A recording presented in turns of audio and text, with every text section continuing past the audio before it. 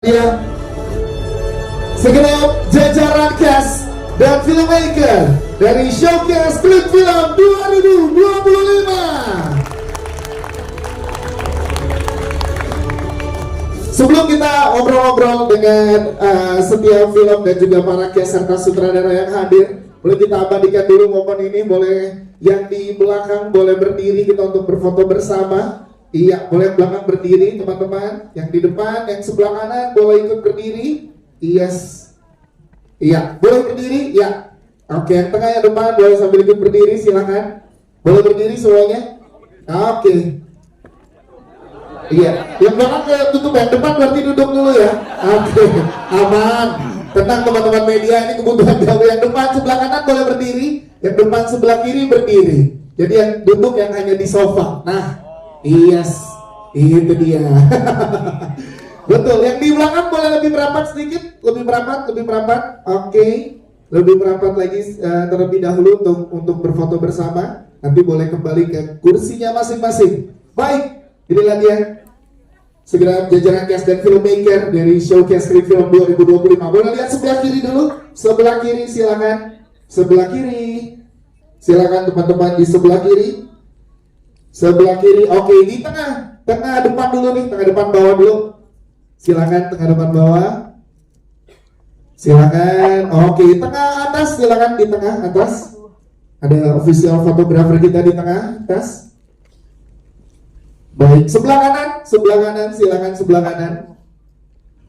Sebelah kanan. Oke, terakhir di tengah lagi, silakan terakhir di tengah. Oke, baik, terima kasih. Silakan untuk menempati kursi yang sudah disiapkan dan kita akan berbincang dengan jajaran cast serta jajaran filmmaker dari masing-masing film dari 19 film yang ada di Showcase Klik Film 2025. Yang pertama kita undang ke depan bergabung bersama dengan kita dari teman-teman Berebut Jenazah, sutradara Mas Daniel Rifki dan juga pemain ada Junior Robert. Boleh bersama kita di sini Mas Daniel dan juga Junior Robert. Oke, akan ada sutradara yang bolak-balik ya karena rangkaian filmnya luar biasa banyak. Ini dia Jojo dan juga Mas Daniel Rifki menjadi line up pertama pada saat pemanggilan Showcase Klik Film 2025 yang bisa dibocorkan ke teman-teman media. Film ini bercerita tentang apa Mas Daniel? Silakan. Ya, Berebut Jenazah ini kisah tentang seorang idol anggota girl band yang diperankan oleh Zara Adisti, hadir hari ini, yang meninggal dunia kemudian diperebutkan oleh dua orang tuanya yang beda agama. Mau dimakamkan secara Muslim kah, mengikuti agama ayahnya yang orang Indonesia, atau dimakamkan secara Buddhis mengikuti agama ibunya yang orang Jepang. Jadi cerita ini diceritakan dari point of view jenazah yang curhat ke penonton. Oke, luar biasa. Junior Robert, bagaimana kesannya untuk kamu bermain di film ini bersama Mas Daniel Rifki, Zara dan juga Klik Film tentunya? Kalau kesannya sih sangat menyenangkan ya, karena kita syutingnya di Jepang ya. Betul. Yes. Musim dingin. Jadi cuman ada satu momen yang sangat-sangat bikin dingin banget ya. Karena kita agak di kuil gitu, jadi emang tinggi banget di atas dan itu dinginnya luar biasa dan di sana belum ada yang penghangat modern, jadi kita masih pakai api gitu lah, api unggun gitu. Jadi ya syutingnya sangat menyenangkan dan aku senang banget bisa kesempatan dapat main di film Klik Film ini karena filmnya sangat inspiratif dan sangat banyak yang bisa dicontoh dari film ini. Berarti berapa lama Mas produksi di Jepang bersama dengan para cast, Mas Daniel? Produksi nggak terlalu lama ya, karena dingin jadi kita nggak mau lama-lama. Iya, kita syutingnya di musim dingin ya, Februari tahun lalu, dan Fukushima tuh memang posisinya ada di daerah pegunungan di Jepang dan kuil yang tempat kita syuting memang di puncak gunung itu kayaknya deh, karena dingin banget. Dingin banget ya. Junior sampai ditempelin heat pack di seluruh badan dan tangan ya untuk biar dialognya datar gak gitu. itu susah di situ. Itu tantangannya ada di situ ya. Dan dari Junior dan juga Mas Dian, kenapa nanti teman-teman harus menonton film ini di Klik Film? Silahkan. Yes, Junior. Kenapa? Karena film ini ya tadi aku bilang banyak banget unsur pelajaran di film ini yang bisa dipetik, banyak banget dan kalian juga kalau misalkan menonton film yang romance tapi nggak yang cheesy, itu di sini sih. Romance-nya itu dengan agama. Jadi sesuatu yang indah. Itu dia, tepuk tangan dong untuk teman-teman dari Berebut Jenazah. Terima kasih Mas dan Arifin dan juga Junior Robert. Terima kasih, kami persilakan kembali ke tempat duduknya. Menarik ya, Junior sampai harus menggunakan headpack supaya dia lagi agak karena cuaca yang sangat dingin. Selanjutnya kita undang teman-teman dari film dari teman-teman Telepon yang tak pernah bergeming. Ada sutradara Mas Dian Suno bergabung bersama dengan kita. Apakah hanya bersama kita Mas Rindu Mikana? Nah, sendiri nih berarti Mas Dian Suno. Silakan. Sendirian banget. Sendirian banget. Mas Dian Suno boleh diceritakan ke teman-teman media untuk yang boleh di-spill tentang apa nih Mas ceritanya? Silakan. Oke, Telepon Tak Pernah Berdering ini cerita tentang seorang perjuangan perempuan TKI yang ingin merubah nasibnya, tapi di sana dia akan dieksekusi. Jadi pada saat itu, di era itu sebenarnya periodik. Jadi di era itu kita Indonesia belum ada kerjasama bilateral dengan Arab Saudi. Jadi tidak ada kabar, tidak ada info atau apapun gitu. Jadi gimana perasaan firasat anaknya. Jadi ini sangat film yang menyentuh sih gitu. Apa tantangannya Mas saat mengerjakan film ini, Mas Dian? Tantangannya panas ya. Kalau itu tadi sebelumnya dingin, panas banget ya. Ini panas Nah, ya. ya apa-apa sih. Dan kenapa teman-teman nanti harus nonton film ini di Klik Film? Silakan Mas Dian. Sangat grounded banget dan menyentuh gitu sih. Telepon yang tak pernah berdiri. Tangan untuk Mas Dian sebagai sutradara. Thank you Mas Dian. Selanjutnya kita undang teman-teman dari yang tersisa Hanya Cinta. Di sini ada Dinda Hao dan juga Ibu Nini El-Karim. Yeay, silakan boleh bergabung dengan Dinda Hao dan juga Ibu Nini El-Karim di tengah. Baik, dari film yang tersisa Hanya Cinta, Ibu Nini El-Karim dan juga Dinda Hao, ada yang boleh diceritakan, bercerita tentang apa sih film ini sehingga menarik untuk penonton di Klik Film? Sebelumnya saya ingin memprotes tadi Pak Dudung bilang tidak ada yang tua, di sini saya tua. Oke, itu aja dulu. Ada berarti kita lihat muda semua di sini Bu Nini. Kalau boleh diceritakan Bu Nini atau Dinda Hao, film ini bercerita tentang apa yang udah boleh diceritakan ke teman-teman yang hadir? Silakan. Ya, film ini bercerita tentang kisah perjuangan rumah tangga. Sebenarnya banyak banget orang-orang yang merasakan ini dan bagaimana setiap rumah tangga itu memiliki cobaan-cobaannya. Dan di sini juga mengajarkan kita untuk bagaimana cara menyelesaikan itu. Jadi bisa ditonton sama teman-teman. Nah, di sini harus juga sama suami kan di sini kan. Kebetulan sama suami saya juga yang kodarullah lagi kurang enak badan, jadi diwakili sama saya dan ibu. Gimana waktu itu sama Ray waktu itu ngobrol untuk double project ini? Nguliknya sejauh mana kalau dari Dinda dan juga Ray? Kita tuh syuting nggak nyampe seminggu dan proses readingnya kurang lebih 2 minggu ya kalau nggak salah waktu itu ya Bu ya. Ibu lupa karena ada 2 film ya. Gitu, jadi sebenarnya karena kita suami istri ya, jadi kita bisa reading di rumah juga gitu. Jadi sebenarnya nggak terlalu susah sih. Tapi ya karena banyak banget berantemnya di dalam film ini, jadi ya kita harus tonjolkan sisi yang berbeda aja sih. Mas aslinya juga ada berantemnya juga, cuman gimana ya beda aja gitu sih. Dinda Hao, terima kasih mewakili Ray juga yang belum hadir. Ibu Nini El-Karim, kalau dari Ibu gimana? Apa pesan yang ingin disampaikan melalui film ini Bu? Ini seakan-akan siapapun yang menonton ini seakan-akan berkaca. Ini bisa terjadi pada siapa saja, di mana saja, di keluarga-keluarga, terutama keluarga-keluarga Indonesia. Terus konflik-konfliknya itu juga sangat membumi dan manis. Dia karena nggak pernah punya konflik yang keras, ini manis semuanya. Jadi kalau saya sih sudah biasa menghadapi itu semua. Baik, terima kasih. Tepuk tangan dong untuk Dinda Hao dan juga Ibu Nini El-Karim. Terima kasih dan persilakan untuk kembali ke tempat yang sudah disiapkan. Selanjutnya dari film Ruang Rahasia Ibu, dan sutradara Mas Edi Prasetyo dan jajaran cast Sandrina Misha, Rasya Hidayah, Davina Veronica dan Marcelino Lefran. Silakan untuk ke tengah kita bertemu dengan teman-teman media, kita ngobrolin sedikit tentang film ini. Silakan. Ya, ke tengah. Ini duluan. Dulu bersama-sama, silakan. Oke. Siap, ini rame ya, lengkap ya tim. Dari film ini lengkap.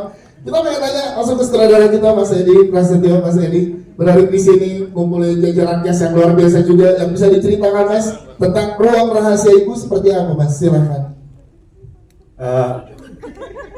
Ini film tentang cerita tentang seseorang anak SMA yang tiba-tiba kehilangan ibunya karena kecelakaan pesawat, dan pesawat itu dianggap semua jadi korban, nggak ada yang. Tapi ada feeling atau apa dari anak itu bahwa dia kurang yakin bahwa ibunya meninggal pas Islam. Dan dalam perjalanan dia mencari tahu tentang itu dengan memasuki ruang rahasia ibu dengan karena ada kode-kode tertentu, sehingga dia minta tolong kepada salah satu temannya yang lama udah menaksir dia juga, sehingga terbuka lah itu, ternyata ya seperti itu mereka akhirnya bersama-sama. Iya sih, itu tapi belum mulai banyak di spill karena nanti lengkapnya akan ada di klip film. Namun kita pengen ke jajaran pemain, boleh ceritakan sedikit tentang karakternya, tapi belum mulai banyak-banyak dan gimana keseruannya saat berproses bersama dengan teman-teman cast yang lain di film Ruang Rahasia Ibu. Silakan. Boleh dari Rasya dulu, boleh silakan. Film ini diproduksi nggak nyampe seminggu, readingnya juga cuman 3 hari. Kalau tantangannya ini benar-benar menantang ya sebenarnya, karena aku menjadi siswa yang pintar dalam matematika ya bisa dibilang. Apalagi kan aku nggak begitu jago ya kalau diri aku sendiri gitu. Dan di skenarionya ini banyak banget kode-kode yang rumus-rumus yang mesti aku ngerti. Ya. Iya, diapalin. Jadi kayak bingung gitu loh. Cuman overall kita syuting kita dengan senang hati sih. Dengan senang hati sekali, dan juga para kru, all cast. Terima kasih Rasya. Tadi kalian masih bohong tuh tadi ya. Ternyata memang nyambung ini ke Sandrina. Silakan Sandrina. Kalau aku di sini berperan sebagai Erin, aku anak papa sama mama. Bisa dibilang Erin itu lumayan introvert, dia nggak begitu banyak teman. Dan mungkin bisa dibilang juga Erin tertarik sama Alex ya, karena Alex pinter sama matematika dan coding dan segala macam. Dan akhirnya ya Alex yang bantuin Erin. Tapi kayak gimana bantuinnya nanti lengkapnya ada di filmnya ya. Siap, terima kasih Sandrina. Mas Gunawan boleh dijelaskan dong ke teman-teman yang ada di sini. Mas tadi noleh sorry, aku terkesima dengan Mas Gunawan bilang gitu kan. Ke silo gitu kan. Mas Marcelino silakan. Oke, saya Marcelino. Ini Gunawan. Itu teman saya juga. Oke. Baik, di Ruang Rahasia Ibu ini boleh bilang karakter yang saya perankan seperti biasa seorang bapak, dan mungkin udah pada tahu saya sering banget berperan menjadi seorang bapak. Tapi di sini karakter bapak yang saya perankan ini berbeda karena sisi kebapaannya di sini dia tuh lebih legowo ya, dia lebih terbuka, dia sangat sayang sekali dengan anaknya, jadi dia banyak memberikan kesempatan kepada anaknya. Misalnya dia memang tertutup dan akhirnya dia tidak paksa untuk ayo cerita dong, kenapa kamu diem aja atau sebagainya. Begitu juga dengan istrinya di sini, karena ini kan ruang rahasia ibu ya. Jadi akhirnya bapak ini banyak membuka kepada siapa saja, dan termasuk juga karakter Alex yang diperankan oleh Rasya juga. Ini ada apa sih sebenarnya, apa rahasia yang disembunyikan di dalam ruang rahasia itu. Jadi ini ibunya memang menyimpan satu misteri, tapi ternyata itu akan membuka sisi terdalam dari ya seorang ibu ya, keluarga circle kita ini. Jadi mungkin bisa tanya langsung ini ada Siap. ibunya. Terima kasih. Kita tanya ibunya bagaimana Mbak Davina memegang sore rahasia. semua. Iya, saya Davina Veronica. Saya adalah biang kerok di sini ya, di film ini ya. Semuanya mencari tahu tentang masa lalu saya karena saya di sini berperan sebagai mamanya. Jadi saya ternyata punya masa lalu yang tidak saya ceritakan kepada suami dan anak saya gitu.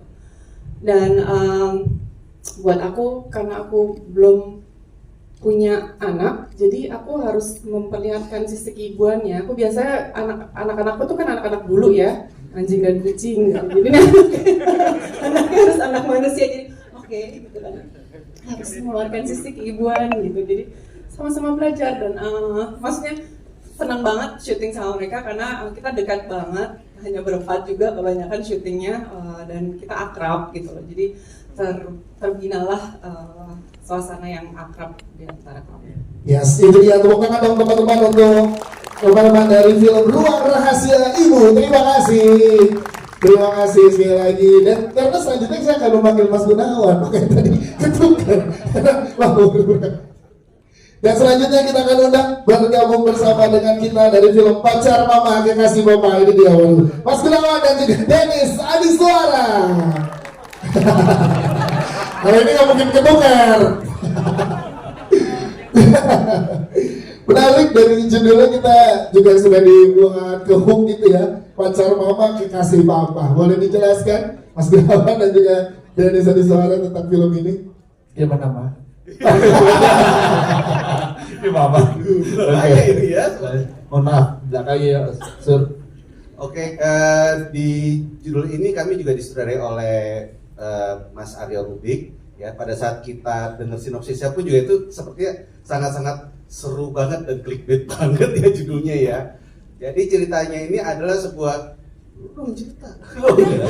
Kok jadi Mama. gua ya? Ladies first. Oh, mama yang Mau cerita deh. Jadi bayangkan ada seorang janda single parent dan ada seorang duda single parent yang masing-masing anaknya itu bersahabat di sekolah. Suatu hari ada sebuah kabar bahwa orang tua mereka masing-masing ternyata selama ini pacaran dan mau menikah. Oh, Dan di situ kedua anak itu tidak mau menerima kondisinya. Nah, terjadilah konflik antara anak dengan anak dan juga anak terhadap orang tua.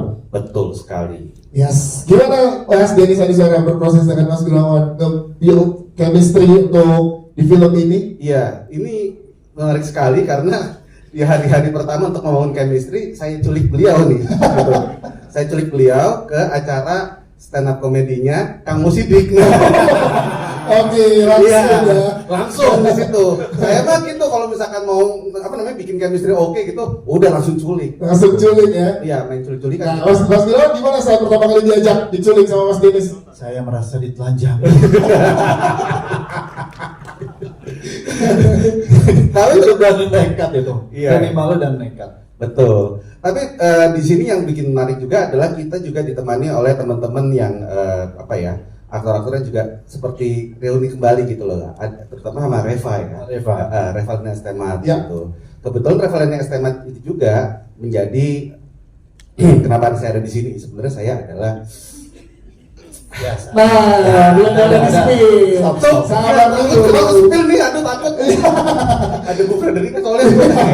Nanti lengkapnya akan ada di Ya, film ya. pokoknya nanti aja nonton di klik film saya itu siapa gitu. Siap, terima kasih tepuk tangan dong untuk Mas Gunawan dan juga Mas Dennis Adiswara.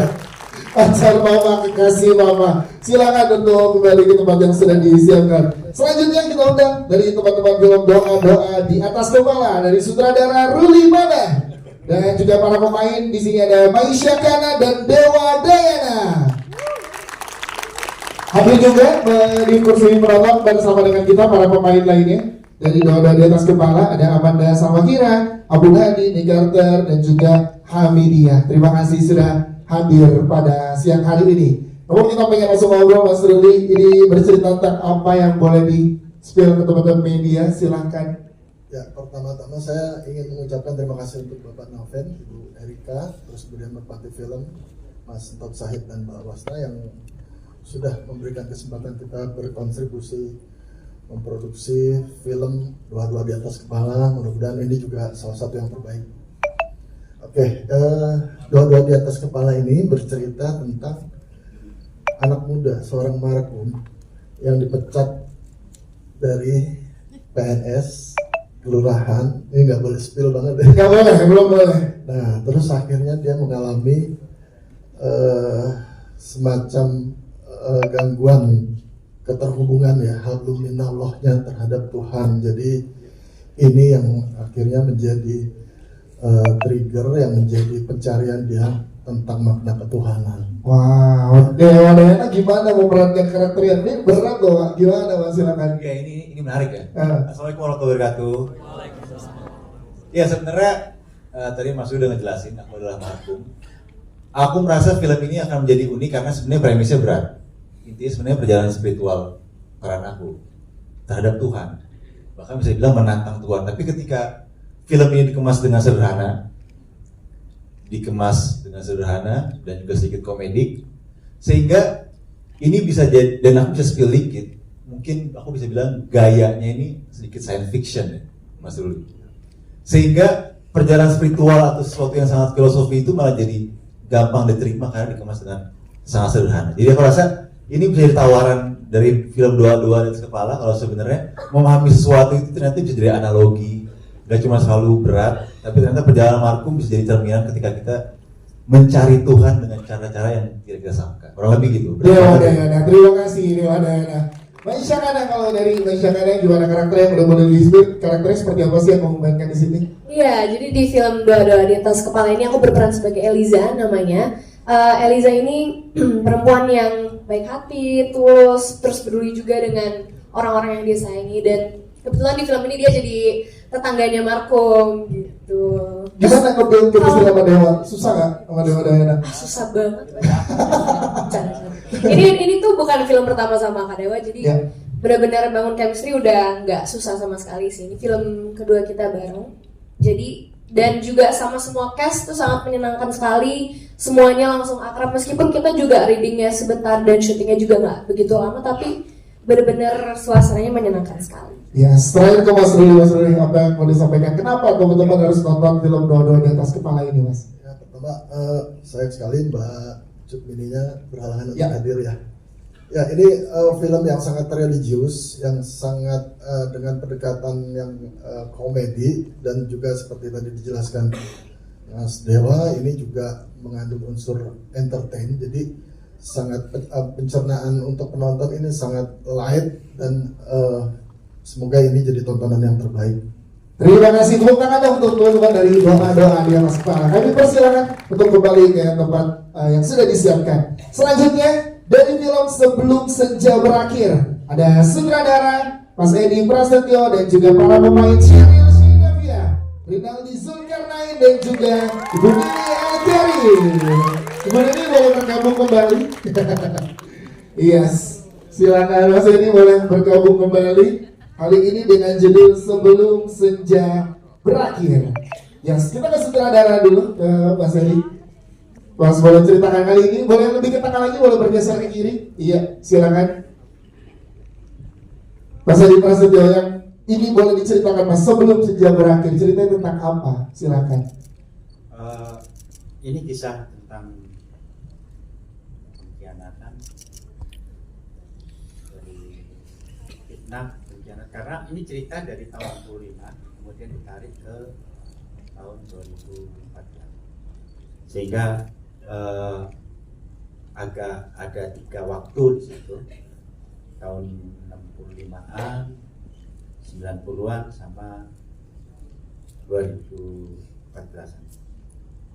Ini Sebelum Senja Berakhir ya seperti judulnya, ketika orang sudah tua mengalami satu kesadaran bahwa dulunya dia punya salah, dia punya doa, dia mencari itu untuk minta maaf. Nah itu. Siap, terima kasih. Selanjutnya kita ke para pemain. Boleh dijelaskan karakternya masing-masing, mulai dari Sheryl Sheinafia. Silakan Sheryl. Jadi ASMR. Hai, saya Sheryl Sheinafia. Saya berperan sebagai Sundari di film ini. saya ngerasa film ini itu emang tidak ada yang bisa menceritakannya seperti Pak Edi Pras ya. Secara rasa penerapan di syutingannya gitu, aku ngerasa sangat terbantu oleh castnya dan tim produksinya, dan tentunya Pak Edi, terima kasih banyak atas bimbingannya. Itu aja sih. Ada tantangan nggak untuk Cheryl memerankan karakternya di sini? Tantangannya apa ya? Kita reading di rumah gue kali ya. Betul.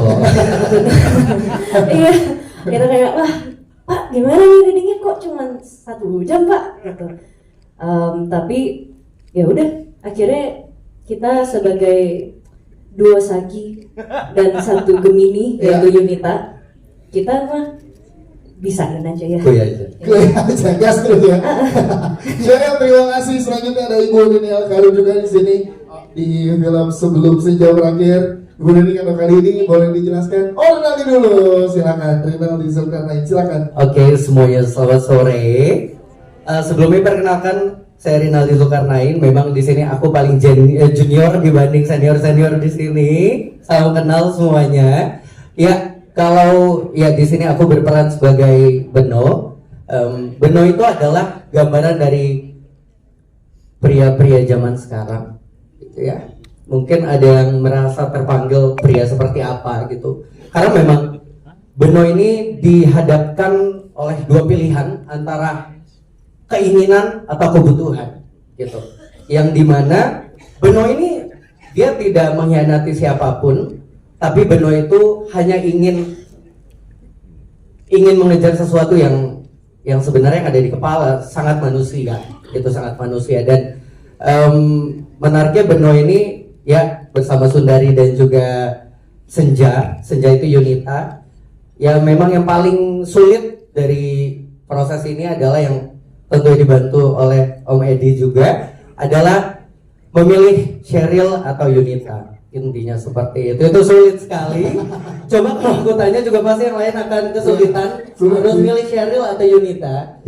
Tapi akankah Beno memilih siapa itu? Terjawab nanti di film. Nanti akan terjawab. Oke, buat Rinaldi gimana besok mengeksplorasi di dunia teater, saat ini di film nih? Iya betul sekali, terima kasih Mas sudah di highlight juga ya. Jadi kebetulan memang aku adalah salah satu penggiat seni teater dan bangga sekali bisa berdiri bersama pelaku film Indonesia luar biasa. Kalau aku sendiri memang kalau bisa dibilang perbedaan antara teater dan film secara esensinya itu sama, tapi memang aplikasinya yang berbeda. Karena aku yang biasanya suaranya harus bulat terus, tapi kalau di sini aku harus kontrol. Selalu dibilang sama Cheryl, kontrol, siap. Dijagain sama Cheryl. Dijagain sama Cheryl. Katanya adalah chill. Rinaldi, terima kasih. Terima kasih. Thank you. Sekarang kayak Ibu Nini Alkaru, udah bisa ceritakan ke teman-teman nih, silakan. Saya tuh cuma takut kalau film ini jadi saya akan dimarahin sama anak saya. Karena dia akan bilang gini, Mama nggak kasihan ya, secantik itu mudanya Mama, katanya gitu. Jadi dia pasti dia akan protes. Secantik gini kok mudanya si ini gitu. Ya, saya di sini memerankan orang demensia, dan untuk saya karena saya ya mau nggak mau my other side of midnight adalah psikolog. Jadi saya dan kebetulan juga kakak saya demensia, jadi tidak terlalu indah. Saya menikmati itu dan membayangkan kalau saya sudah menjadi demensia. Oke. Wow, tepuk tangan dong teman-teman, itu dia dari teman-teman film Sebelum Senja Berakhir. Terima kasih. Kami persilakan untuk kembali ke tempat duduknya. Selanjutnya kita akan lanjut ke film berikutnya dari Showcase Klip Film 2025, yaitu film Keluarga Besar. Ada Mo Sidik, Kang Mo, silahkan Kang Mo. Sendiri nih hadir karena teman-teman yang lain belum bisa hadir bersama kita. Ada Mbak Mayaula dan juga ada Ahmad Zulkhoir. Maaf, kehalangan semua. Kalau tadi sampai gua ngomongnya, Kang Mo, gimana kamu boleh ceritakan tentang keluarga besar ini? Konfliknya seperti apa sih nanti akan kita lihat di dalam film Kang Mo? Ini luar biasa. Saya berperan sebagai Gunawan yang jadi gendut.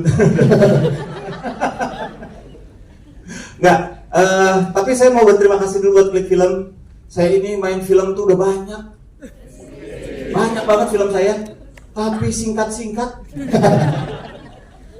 Jadi saya tuh main banyak film itu kalau disatuin adegan saya semuanya, itu nggak jadi satu film. Masih kurang. Iya, disinilah saya dapat peran banyak banget. Tepuk tangan dong. Baru sekali saya seumur hidup ngerasain syuting dari awal sampai akhir. Biasanya tengah-tengah udah selamatan. Akhirnya promo aja. Promo film. Kali ini ikutan semua gitu ya, ikutan ya. Saya senang banget ini. Terima kasih Klik Film. Saya senang. Jadi gini, ini ceritanya soal dari judulnya udah ketahuan ini keluarga semua isinya gede-gede semua ya. Ada keluarga emang bapak, anak, ibu semua besar-besar, tapi ini filmnya film komedi. Dia menceritakan justru hal-hal yang sangat nggak besar. Jadi stigma-stigma yang kami alami, pengalaman-pengalaman pribadi saya, kursi-kursi yang patah dan segala macam itu nggak ada di film ini. Justru problemnya problem orang-orang kurus. Ini penasaran kan? Nah, tapi dihadapi oleh keluarga besar ini ya. Betul. Yes. Nah, kalau tadi di Jepang syutingnya kami di Cakung. Tadi Junior sih pakai dingin Pak, dingin. Kipas angin dingin banget saya. Pakai koyo kalau saya mah masuk angin. Pesan apa yang pengen disampaikan melalui film ini Kang? Jadi ini adalah buat teman-teman sedia semua bisa menyaksikan nanti di Klik Film, menyaksikan ini adalah sinema Marvel. Benar. Ini sebuah apa namanya? Benar loh, saya serius nih. Sebuah gebrakan baru di dunia sinematografi. Karena udah pernah ke apartemen Cakung? Itu bukan apartemen, itu rusun. Ya, itu sempit. Ya, jadi ini adalah bagaimana ini ya, sudut-sudut baru dalam dunia perfilman. Karena tempatnya sempit, pemainnya gede. Anda akan lihat sendiri. Ini hebat sekali, tepuk tangan buat sutradaranya, sama teman-teman Arya Rudi. Saya nggak ngerti caranya gimana itu. Jadi kalau saya sih excited banget, mudah-mudahan lucu. Siap. Tepuk tangan untuk Kang Mosidik. Terima kasih ya Bu. Dari film Keluarga Besar, silakan kembali ke tempat yang sudah disiapkan. Selanjutnya kita ke film The Killer Teacher dari sutradara Mas Edi Prasetyo dan pemain Cicio Manasero. Kembali Mas Edi untuk bersama kita. Ya, Cicio harus lucu juga nih, rada beban. Habis kangen suruh lucu juga. Boleh lebih ke tengah Mas Edi dan juga Cicio, boleh di garis kening. Yes, silakan. Mas Edi boleh diceritakan kali ini dengan The Killer Teacher bercerita seperti apa? Silakan. Ini cerita sebenarnya seseorang yang menjadi guru karena terpaksa dan mendapatkan kebahagiaan yang dia tidak dapatkan di rumahnya karena dia berobat. Oke, Cicio, kalau Cicio karakternya seperti apa dan apa tantangan untuk Cicio memerankan karakter ini di sini? Karakter gue namanya Samuel. Tantangannya tuh berat banget ya karena happy cuma di awal film. Dari awal ke belakang tuh berat banget, sedih banget dan karakternya cukup beda ya sama diriku aslinya. Dan tantangannya juga adalah untuk membangun chemistry sama adik ya Om Edi. Karena harus terlihat sangat dekat dan waktu readingnya juga cukup mepet lah, kita cuma 2-3 hari. Yang jadi adiknya Dania Michelle namanya, dan juga sama Tante Rowena harus terlihat seperti keluarga yang dekat tapi gapnya lumayan kuat ya Om Edi. Itu susah banget. Tapi aku dibantu Om Edi. Ini kedua kali aku syuting sama Om Edi. Terakhir kali tuh tahun 2000-an awal mungkin ya Om Edi. Masih kecil banget. Jadi kali ini gimana akhirnya reuni lagi dengan Om Edi, Cio? Happy banget. Ya. Sampai Jogja, sampai ke Gunung Kidul. Tadi ke Jepang kita ke Gunung Kidul, sinyal HP aja nggak ada. Kayaknya baru Jepang doang. Oke, terus Om Edi gimana akhirnya kolaborasi lagi sama Cicio, Mas Edi? Setelah belasan tahun berarti ya, bisa dibilang ya? Puluhan gitu ya? Ya, saya menemukan dia gitu ya Pak. Jadi masih kelas 3. Iya mungkin masih SD aku. Iya, kelas 3 SD. saya latih, kemudian mainlah itu dia di filmnya Multivision, judulnya Nirmal. Kemudian lama ketemu lagi. Ya, akhirnya di 2025 ini katanya bikin film reuni dari Mas Edi Prasetyo dan juga Cicio Manasera. Tepuk tangan dong. Baik, terima kasih Cio dan juga Mas Edi, terima kasih. Tapi Mas Edi jangan kemana-mana karena lanjutnya film Mas Edi lagi. Karena di film Gemomogi yang sutradara Mas Edi Prasetyo dan para pemain ada Pak Nanda Maseragi dan juga Malaysia Juan. Yes. Oke, dengan Mark dan juga Malaysia, tapi Mas Edi Prasetyo boleh dijelaskan dulu ke teman-teman nih. Gamofobia bercerita tentang apa? Silakan. Ini cerita pemuda yang maunya pacaran doang, gak mau komitmen. Oh, mana teman-teman suaranya ada yang mengalami? Kemudian kena batunya. Oh, boleh kalau gitu para pemain menceritakan karakternya masing-masing. Maisha, silakan. Halo semuanya, perkenalkan aku Maisha Juan. Di sini aku berperan sebagai Kirina. Sebenarnya aku suka main film ini karena ini aku tuh sebenarnya basicnya penyanyi teman-teman. Jadi ini adalah film pertama aku setelah aku ikut ajang kompetisi. Terima kasih untuk kesempatannya. Tapi yang aku suka karakternya Kirina ini nggak terlalu jauh sama karakter aku, anaknya ceria. Cuman memang partnernya ini si Marja ini banyak tingkahnya. Nah tingkahnya kayak gimana kalian nonton aja karena segong itu. Segong itu. Kalau kata Gen Z sekarang tuh segong itu. Sedar-der-dor itu. Baik, terima kasih. Kita juga punya Mark dan nama di sini, Mark. Boleh jelaskan ke teman-teman, kamu juga bagaimana kan penyanyi sama kayak Maisha. Kali ini dipercaya untuk di film ini gimana, Mark? Silakan. Selamat sore teman-teman semua. Saya deg-degan sebetulnya. Saya deg-degan banget. Cuman film ini saya kira untuk dapat peran yang cukup selaras sama kepribadian kita sehari-hari itu akan lebih gampang. Ternyata dari film ini saya belajar justru lebih susah. Karena saya nggak tahu batasannya sampai mana. Akhirnya saya berterima kasih juga sama Pak Epe memberikan kita banyak banget pelajaran. Menurut saya film ini genre bending, Mas. Jadi di awal bisa dibilang ini romcom, tiba-tiba di tengah ada unsur mistis horornya, di akhir ada dramanya. Jadi ini feel good movie, tapi saya harap untuk laki-laki di luar sana yang mungkin kalau dari judul kan gamophobia is fear of commitment. Ya. Dan saya yakin mungkin banyak karena saya juga pernah ada di fase itu. Jadi semoga ini bisa menemani teman-teman yang mungkin takut berkomitmen dan akhirnya merasa relate. Oh iya, gue juga pernah di situ. Tapi akhirnya kita bisa belajar dari Marja gimana cara penyelesaian dia dari konflik tersebut. Gitu. Berarti sekarang Mark udah gak takut berkomitmen? Marja. Masih sedikit. Kita akan lihat kolaborasi dari Mark dan juga Maisha Juan dan juga Mbak. Terima kasih, tepuk tangan dong untuk teman-teman dari film Gamophobia. Thank you. Silakan untuk kembali ke tempatnya. Selanjutnya kita akan undang para pemain dari film Sarung untuk Bapak. Ini dia. Kita minta ada sutradara, ada Mas Suroso, MWS, dan selanjutnya ada para pemain, ada Omar Daniel dan juga Steffi Zamora.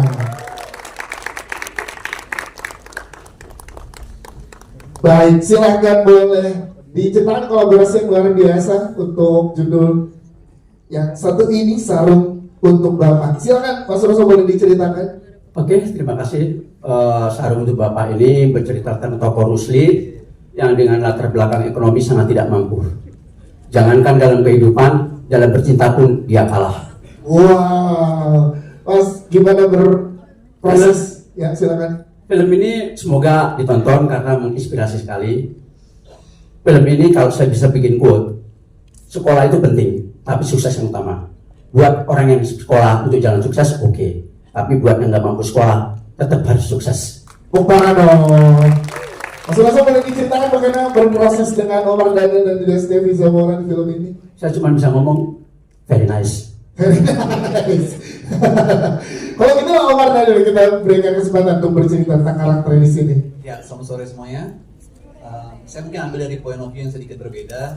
Film ini bercerita tentang kedekatan antara anak dan bapak yang awalnya mereka punya berbagai visi dan misi yang cukup kontra. Jadi sebenarnya justru ini adalah proses seorang anak bisa mencintai bapaknya dan pada akhirnya dia menemukan fakta bahwa dia bisa berkembang, dia bisa bertahan hidup, dia bisa menjalani semuanya itu adalah karena saran dan doa ucapan dari ayahnya.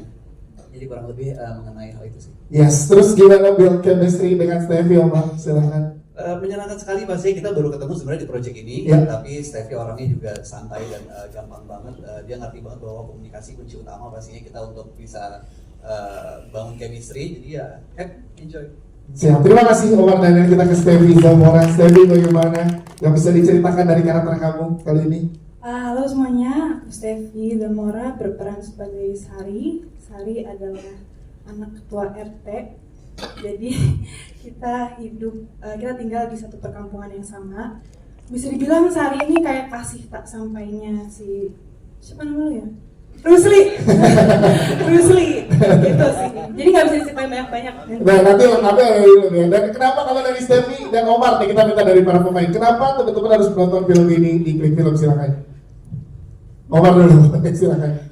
Kenapa? Karena dalam film ini banyak sekali dialog dan pesan-pesan yang disampaikan terutama di sini menurut saya oleh ayahnya yang diperankan oleh Om Cok Simbara. Luar biasa sekali, bisa dipetik dan diterapkan di kehidupan kita pastinya. Kalau dari Stevie? Menurut aku ceritanya lumayan deep, tapi dikemasnya sangat asik, tapi sedih banget juga. Siap, terima kasih. Terakhir dari sutradara kita Mas Roso dong. Ya, itu tadi. Sekolah itu penting, sukses yang utama. Tapi selain itu memang filmnya banyak quote-quote bijak yang sangat luar biasa. Yes. Ya. Jadi setelah nonton saya yang baca aja meneteskan air mata. Bagaimana yang nonton? Itu Insya Allah. Amin. Terima kasih, tepuk tangan sekali lagi untuk teman-teman dari film Saru untuk Bapak. Terima kasih. Kami persilakan untuk duduk kembali. Selanjutnya kita akan undang, ini dia teman-teman dari film Surga di Telapak Kaki Bapak. Para pemain ada Mas Surya Saputra, Claresta Taufan dan Muzaki Ramdan. Yes, ini kolaborasi yang luar biasa berada di tengah-tengah kita. Boleh maju Muzaki? Ya, Claresta. Silakan. Yes. Dari Mas Surya Saputra dulu, boleh menceritakan Mas Surya Saputra ke teman-teman kita. Ceritanya tentang apa film ini? Silakan. Surga di Telapak Kaki Bapak. Seharusnya dari Mas Eman sih sebetulnya. Iya. Eman ada ya? Kayaknya sih ya, tadi datang. Ada tuh. Assalamualaikum warahmatullahi wabarakatuh. Selamat sore semuanya. Film ini bercerita tentang kehilangan, bertahan hidup, dan berjalannya waktu. Menurut saya. Jadi kami ini kehilangan sosok penggerak di rumah, which is adalah ibu, ya, orang yang menjadi sumber keringanan, sumber solusi, dan kami kehilangan itu. Bagaimana kami bertahan hidup dengan karakter masing-masing sementara roda penggeraknya nggak ada. Nah itu yang jadi menarik. Siap, terima kasih Mas Surya. Claresta gimana? Boleh ceritakan karakternya di sini, Claresta? Satunya cukup panjang. Saya Claresta Taufan berperan sebagai Dinar, anaknya Pak Nawawi dan kakaknya Muzaki. Muzaki Adi. Nah, seperti yang tadi sudah diceritakan sama Om Surya. Jadi ketika ada satu sosok penggerak yang hilang, kita harus tetap berjalan hidup dengan problemnya masing-masing. Tapi sering berjalan waktu, tapi ternyata kita menemukan fakta-fakta baru dalam keluarga yang dirahasiakan, tapi sebenarnya untuk kebaikan. Kalau boleh diceritakan di sini sebagai kakak yang seperti apa yang Claresta Taufan perankan? Nah, Muzaki ini adik aku, kita sangat dekat, kita suka melukis bareng dan lain-lain, tapi di film ini kita harus berantem setiap hari. Begitu, tapi ada satu hal dalam keluarga ini yang akhirnya bisa, ya itu rahasia. Itu rahasia, belum boleh. Iya. Siap, terima kasih Claresta. Selanjutnya Muzaki Ramdan, silakan kalau Muzaki. Halo semuanya, saya Muzaki Ramdan, saya berperan sebagai Adi, adik dari kakak Dinar, yang sepanjang film isinya aku kayak cuman ini kakakku ngapain sih, terus pokoknya Adi itu merasa kedua orang tuanya selalu memprioritaskan kakaknya, jadi sepanjang film dia kayak gitu. Rasanya kayak gitu ya. Ini kan bertiga ini kan baru pertama kali digabungkan dalam suatu proyek kan. Nah, gimana Muzaki build chemistry dengan Claresta dan juga Om Surya? Gampang banget sih. Karena Om Surya datang-datang langsung bercanda-bercanda, jadi kita gampang berbaurnya. Terus aku sama Kak Clares juga pas break ngelukis, gambar-gambar bareng, jadi enak banget. Claresta gimana? Mudah juga buat Claresta? Ya mudah banget. Jadi berasa di set beneran bapak kita rasanya Om Surya. Kita bisa sampai curhat-curhat juga ya, bisa menyenangkan sekali prosesnya juga maksudnya ketika proses syutingnya pun ketika ada scene yang memang membutuhkan konsentrasi lebih, kayak semuanya memberikan ruang gitu. Jadi kerjasamanya kerasa enak banget. Yes, Mas Surya, ini kan cerita juga banyak juga kalau tadi kita boleh diceritakan itu ada satu penggerak yang hilang dalam keluarga. Nah, kenapa teman-teman harus menonton film ini kalau menurut Mas Surya Saputra? Silakan. Filmnya menyenangkan buat ditonton, menjadi penyemangat bahwa meskipun kita kehilangan, waktu tetap berjalan dan kita harus beradaptasi. Moga-moga film ini jadi penyemangat dan membuat orang sadar. Ayo, life goes on. Siap. Terima kasih tepuk tangan dong dari teman-teman Surga di Telapak Kaki Bapak. Kami persilakan untuk kembali ke tempat yang sudah disiapkan. Selanjutnya kita undang dari teman-teman dari film Jalan Terakhir, ada sutradara Mas Indra Gunawan dan juga pemain ada Mas Gunawan. Silakan. Ini disengaja karena kita pengen tanya ya gimana. Silakan Mas Indra Gunawan dan Mas Gunawan bergabung bersama kita. Iya, yang hadir lebih baca nih. Gunawan juga. Mas Indra, boleh ceritakan kalau ini premisnya seperti apa ya? Boleh di-spill Mas Indra, silakan. Oh ya, film ini bercerita tentang sebuah keluarga ya, orang tua muda dengan satu anak tunggal perempuan gitu. Mereka punya permasalahan masing-masing. Ketika ada masalah, mereka sepakat untuk cari hiburan lah gitu ya. Mereka ke rumah neneknya gitu. Nah, cerita dari film itu terjadi dalam suatu mobil. Gitu. Ini film road movie sebenarnya. Ya. Road movie-nya muter-muter aja di Bunker Kemahan Cibubur kita syuting. Ini Jepang Cakung gua Cibubur aja. Tapi dingin juga itu. Tapi dingin juga Mas. Dingin juga. Masih musim hujan. Tantangan itu. Tantangan itu ya. Jadi jalan terakhir itu ya nantilah maksudnya akan berakhir di mana gitu. Teman-teman silakan nonton.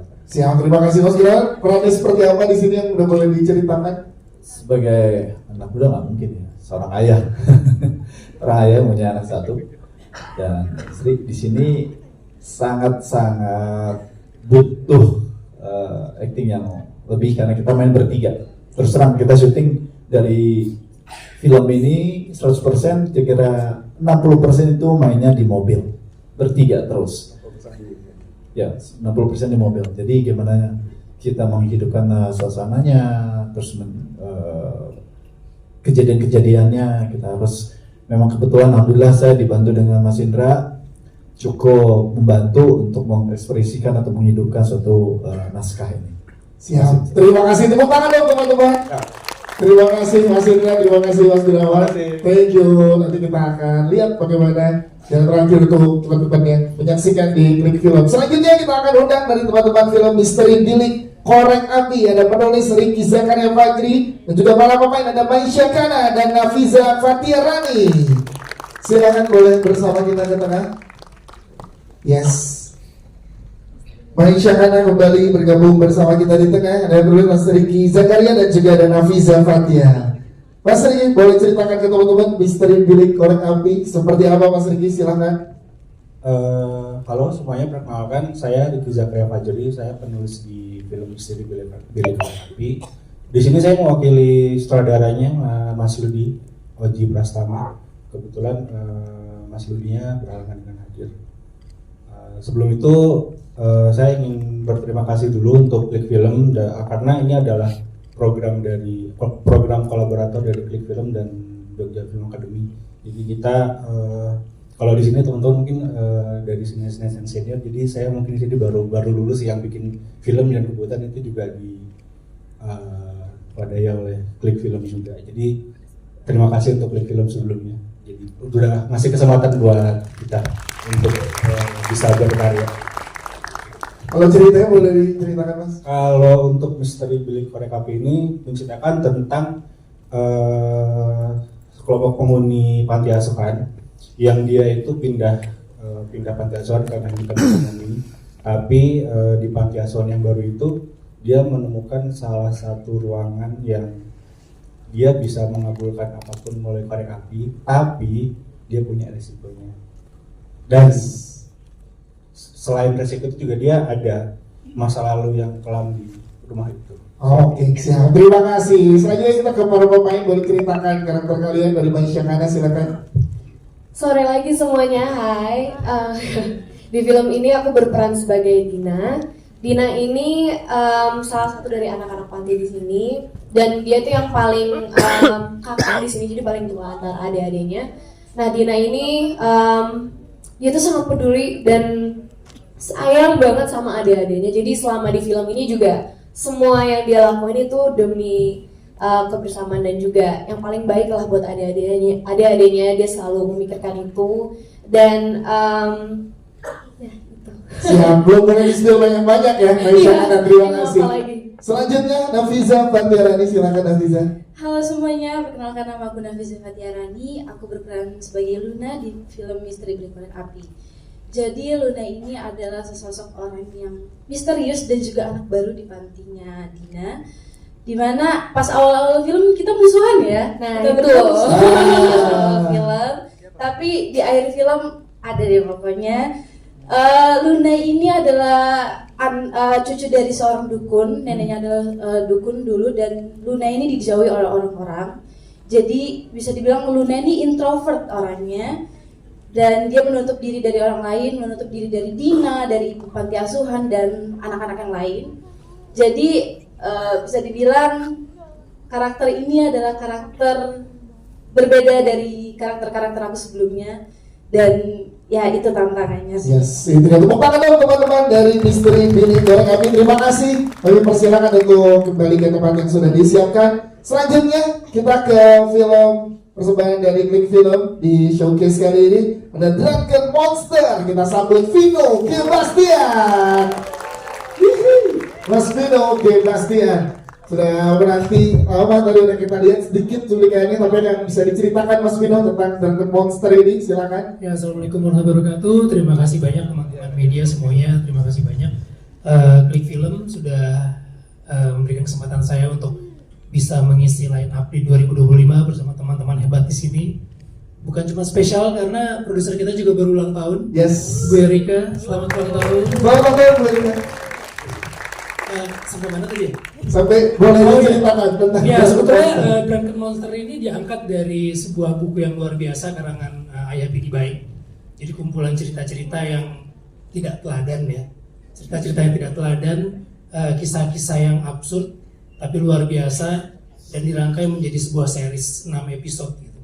Jadi setiap episodenya itu ada kisah keluarga Pidi, ada Suribu yang diperankan oleh Sisi dan kedua anaknya Timur dan Bebe, menyelesaikan setiap permasalahan dalam keluarga mereka dengan cara yang sangat absurd dan cara yang sangat tidak teladan. Ini tantangan baru lagi untuk seorang Vino Gebastian memerankan karakter ini ya. Iya, seru banget. Syutingnya sebetulnya udah lama sekali saat awal-awal pandemi. Saya juga penasaran sih seperti apa. Tapi kalau kita baca bukunya, memang bukunya setiap karangan Ayah Pidi Baik itu selalu spesial banget buat saya gitu. Luar biasa banget. Penulisannya, kata-katanya gitu, penyusunan kalimat-kalimatnya buat saya luar biasa banget. Makanya ketika diadaptasi ke ruang film, buat saya itu menjadi sesuatu yang menarik banget. Dan salah satunya Drunken Monster ini bisa kita saksikan nanti tahun ini ya. Tahun ini di Klik Film. Vino Gebastian, tepuk tangan dan thank you Mas Vino, thank you banget. Selanjutnya kita undang teman-teman dari film Mimpi Keluarga Sempurna. Ada sutradara M. Bagasatrio dan juga pemain ada Nura Datang. Silakan, boleh berada bersama dengan kita di tengah-tengah kita. Yes. Lebih ke tengah lagi Nura, boleh? Silakan. Oke, ada Mas Bagas Satrio. Mas Bagas boleh ceritakan produksinya tentang apa? film Mimpi Keluarga Sempurna ini, silakan. Ya, halo selamat sore semuanya. Perkenalkan saya Bagas Satrio, sutradara dari film Mimpi Keluarga Sempurna. Sebelumnya mungkin sama dengan film Misteri Bila Korek Api, film ini adalah film kolaborasi antara Klik Film dan Jogja Film Academy. Terima kasih untuk Klik Film, Bu Fredrika dan Mas Iva Iswansyah karena akhirnya bisa untuk membuat film ini. Oke, Mimpi Keluarga Sempurna bercerita tentang seorang anak perempuan tunggal bernama Dere yang di-DO dari sekolahnya karena terlibat perkelahian. Lalu ia harus mengikuti semua yang disuruh oleh ibunya, termasuk pindah ke Yogyakarta dan kuliah kedokteran. Namun kepindahannya ini membuat Dere sadar kalau ibunya sangat manipulatif dan toksik. Oke, terima kasih. Selanjutnya Nura, boleh ceritakan karakter kamu seperti apa di sini dan tantangannya apa untuk seorang Nura? Halo semuanya. Mungkin di sini aku kayak yang Mas Bagas sudah bilang, karakternya adalah seorang anak tunggal yang sangat-sangat dibatasi pergaulannya, apa yang dia lihat, apa yang dia konsumsi secara semua-muanya lah, makannya semua diatur, terus tontonannya dia juga dipaksa untuk selalu belajar dan lain-lain. Terus aduh aku udah lama banget ngomong, Mas bantuin. Tapi saya sudah berproses sama Mas Satrio ya? Mas Bagas seru banget berprosesnya, dan mungkin salah satu film yang aku rasa syutingnya sangat seru karena penuh dengan anak-anak yang maksudnya teman-teman yang masih muda-muda banget, jadi energinya tuh rasanya sama gitu. Teman-teman dari Jogja Film Academy ya. Yes, benar banget. Tepuk tangan untuk Nura dan juga Mas Bagas Satrio dari film Mimpi Keluarga Sempurna. Terima kasih. Thank you. Selanjutnya kita akan undang, jadi dia dari film Bumi Manusia Extended, ada Om Doni Dawara. Yes. Proses yang panjang yang kita lewatkan dari Bumi Manusia kali ini, extended version yang diberikan. Om Doni yang bisa diceritakan ke teman-teman media. Oke, sebelumnya maaf Ibu Nini, teman-teman aktor, teman-teman penyanyi dan sutradara saya ngebelakangin. Oke, ini lumayan film agak lama diproses, diproduksi waktu itu 2018 kalau nggak salah. Selamat untuk di film sebagai salah satu showcase di 2025 ini, dan mudah-mudahan ini juga sebagai persembahan dalam rangka 100 tahunnya Pak Pram. Boleh tepuk tangan dong untuk akan ada hal yang berbeda apa yang ditampilkan dari extended version ini Om? Sebenarnya cerita ditulis oleh Pak Pramudiana Tatur almarhum, keresahan beliau bagaimana seorang pribumi yang berkapasitas intelektual tinggi tapi selalu dianggap rendah oleh kaum kolonial yang pada waktu itu menjajah kita. Dan Mike, tokoh utamanya di sini adalah sekolah yang notabene para murid-muridnya adalah orang bule ya, selalu dianggap mereka itu anak-anak pribumi yang goblok atau selalu underdog. Bahkan masuk ke pantai aja sampai ada larangan selain anjing, cuma anjing dan pribumi tidak boleh masuk ke pantai sini. Yes. Kalau mengenai pada teman-teman pasti jurnalis pada bertanya apa sih menariknya dari film ini, karena film Bumi Manusia Extended, pasti saya dengan hormat mungkin Mas Sentot Sahid bisa menjelaskan maksudnya extended di sini apa sih sampai ditampilkan di Klik Film ini. Boleh kita undang Mas Sentot Sahid bersama dengan kita. Silakan. Om Dani minta backup anjur. Mas Sentot boleh bergabung bersama Om Doni Dawara di atas panggung. Silakan boleh bergabung ke atas panggung. Lewat sebelah kanan, ya. Aduh, terima kasih Mas Doni. Sebenarnya oke, silakan boleh dibantu dijelaskan Om Sentot. Ya, terima kasih. Saya mewakili Mas Anung sutradaranya karena saya kebetulan editor di film ini, saya bukan sutradaranya. Tapi sebetulnya film Bumi Manusia ini waktu diedit pertama kali itu durasinya hampir 6 jam ya, 5 jam lebih gitu. Tapi karena kita mau keluarin film ini utuh tunggal, jadi fight kita cukup lama. Saya ngedit film ini harus buang 2,5 jam lebih ya. Jadi bagaimana film ini tetap bisa ditonton satu film utuh. Nah, maka buat teman-teman pers, mungkin film ini akan menarik sekali ketika kita melihat karya utuh almarhum Pak Pram. Jadi jelas banget di film ini satu karya sastra novel Bumi Manusia ini akan lebih terlihat. Baik, terima kasih. Tepuk tangan dong untuk teman saya dan juga Mas Doni Kamara. Terima kasih untuk penjelasannya. Jadi itu ya teman-teman ya perbedaannya. Selanjutnya ini film terakhir di Showcase Break Film 2025, film Rembulan Tenggelam di Wajahmu, kita undang sutradara kita Daniel Rifki. Silahkan kembali Mas Daniel untuk bisa menjelaskan ke teman-teman media dari film Rembulan Tenggelam di Wajahmu yang akan tayang di Klik Film 2025 ini. Silakan. Baik, terima kasih. Kali ini syutingnya bukan di Jepang. Ya, Rembulan Tenggelam di Wajahmu ini akan hadir dalam series. Akan ada 5 episode yang akan menjawab 5 pertanyaan kehidupan. Keberat ya, terkenal. Bercerita tentang seorang yang udah sukses ya, mencapai kesuksesan di kehidupannya, diperankan oleh Arifin Putra. Ketika dia mau meninggal, dia bertemu dengan seorang malaikat yang membantu dia untuk menjawab pertanyaan-pertanyaan dalam hidup dia. Jadi Arifin dibawa kembali ke masa lalu, ke masa dia remaja, diperankan oleh Biowan, masa-masa dia menikah dan seterusnya, hingga akhirnya bisa menjawab 5 keresahan hidupnya.